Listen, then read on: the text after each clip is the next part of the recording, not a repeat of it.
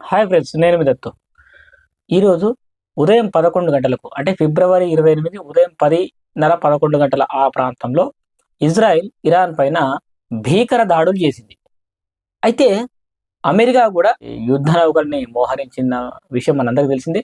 So గత 45 రోజులుగా America ఎప్పుడో డ్రిల్స్ చేస్తా ఉంది.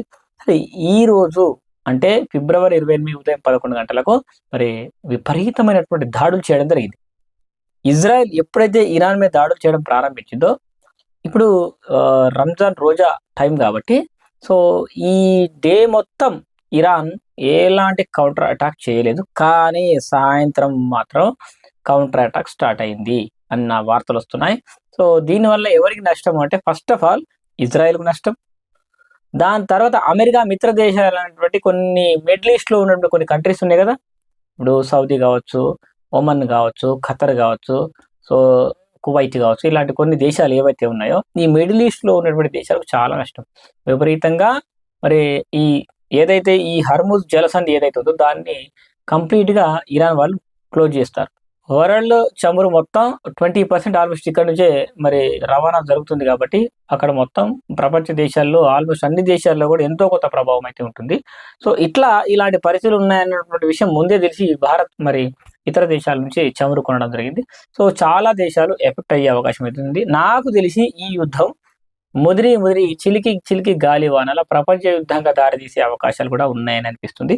సో ఎందుకంటే అమెరికా పెట్టే ఈ కండిషన్స్ కూడా అవి ఎట్లా ఉన్నాయంటే, ఇక నేను ఈ కండిషన్ పెడుతున్నా, నీ ఇష్టం ఉంటే ఒప్పుకోలేవు, చచ్చిపో అన్నట్టున్నాయన్నమాట. సో ఇలాంటి పరిస్థితుల్లో ఇరాన్ ఎట్టి పరిస్థితుల్లో మీరు లొంగం అంటున్నారు. సో ఏం జరుగుతుందో చూడాల్సిందే. మరి ఇరాన్ దగ్గర కూడా ICBM inter continental ballistic missiles కూడా ఉన్నాయి. సుమారు 2000 నుంచి 2500 కిలోమీటర్ల దూరాన్ని మరి అంటే ఆల్మోస్ట్ మిడిల్ ఈస్ట్‌లో ఉన్నటువంటి అన్ని దేశాలు టార్గెట్ చేయగలవు. అమెరికా అంటే ఇప్పుడు చాలా దూరంలో ఉంది. అమెరికాని డైరెక్ట్‌గా హిట్ చేయకపోయినా ఇరాన్ తన అత్యాధునికమైన కామికాజి డ్రోన్స్‌తో మరి ఈ మిడిల్ ఈస్ట్ మొత్తం సర్వనాశనం చేయగలదు. సో ఇప్పుడు ఏం చేయగలుగుతుంది? మరి ప్రజలు అంటే ప్రజల మీద సివిలియన్స్ పై అటాక్స్ జరుగుతాయా? కేవలం ఈ ప్రస్తుతానికైతే నాయకుల మీద జరుగుతున్నాయి. ఈ ముల్లాలు ఉంటారు కదా! వాళ్ళ మీద. సో ముఖ్యమైనటువంటి మిలిటరీ అధికారుల పైన, రాజకీయ నాయకుల పైన మరి ఇప్పుడైతే ప్రస్తుతానికి దాడులు జరుగుతున్నాయి. సో 2 దేశాలు పరస్పరం మరి దాడులు చేసుకుంటున్నాయి. మా బావ ప్రస్తుతానికి కువైట్‌లో ఉన్నాడు. సో అక్కడ పరిస్థితి అయితే అలర్ట్‌గా ఉన్నారు, ఉండండి అని చెప్తున్నారంట ప్రస్తుతానికి. ఇజ్రాయెల్ నుంచి వచ్చే వార్తలేంటంటే, ఒక ఫ్రెండ్ ఏం చేశాడంటే అలర్ట్‌గా ప్రకటించారట. స్కూల్‌లకు సెలవులు చేశారంట. సో ఇలాంటి పరిస్థితులైతే ఉన్నాయన్నమాట అక్కడ.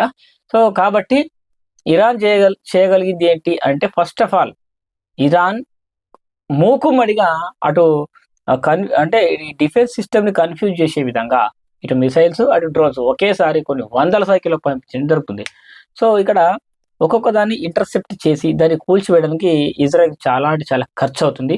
సో ఇక్కడ ఇక్కడ విషయం గమనిస్తే సుమారు 80,000కు పైగా డ్రోన్‌లు మరి ఇరాన్‌లో అత్యాధునిక డ్రోన్‌లు ఉన్నట్లు మనకు అంచనాలున్నాయి. సో ఇక్కడ రష్యా వాళ్ళు కూడా ఇరాన్ డ్రోన్‌లు వాడటం జరిగింది. రష్యా, ఉక్రెయిన్ యుద్ధంలో. సో ఇక్కడ ప్రపంచంలో అత్యధిక డ్రోన్‌లు కలిగిన దేశాల్లో అమెరికా, ఆ తర్వాత టర్కీ బైరాక్టర్ డ్రోన్స్ ఉంటాయి. సో దాంతో పాటు చైనా డ్రోన్స్ కూడా కొన్ని ఉంటాయి. సో ఇట్లా మరి ఈ ఇరాన్ దగ్గర కూడా అత్యాధునిక డ్రోన్స్ ఉంటాయి. అత్యాధునిక డ్రోన్స్ ఏంటంటే తక్కువ ఖర్చుతో 20, 30 లక్షలతో కొన్ని కోట్ల విలువైనటువంటి మిస్సైల్స్‌ని ధ్వంసం చేయగలవు. అక్కడికెళ్ళి అవి ఆటోమేటిక్‌గా పేలిపోగలవు. దీన్ని సూసైడ్ డ్రోన్స్ అంటారు. సో ఇలాంటి పరిస్థితి ఉంది. ఏం జరుగుతుందో చూద్దాం. ప్రతి 3, 4 గంటలకు ఒకసారి వార్ అప్డేట్స్ నేను ఇస్తూ ఉంటా. మీరు మన ఛానెల్‌ని సబ్స్క్రైబ్ చేసుకోండి. అలాగే కంటిన్యూ చూస్తూ ఉండండి. సో ఇలాంటి మరిన్ని అప్డేట్స్ కోసం తప్పక వెయిట్ చేయండి. అలాగే సబ్స్క్రైబ్ చేసుకోండి. Thanks for watching. బాయ్.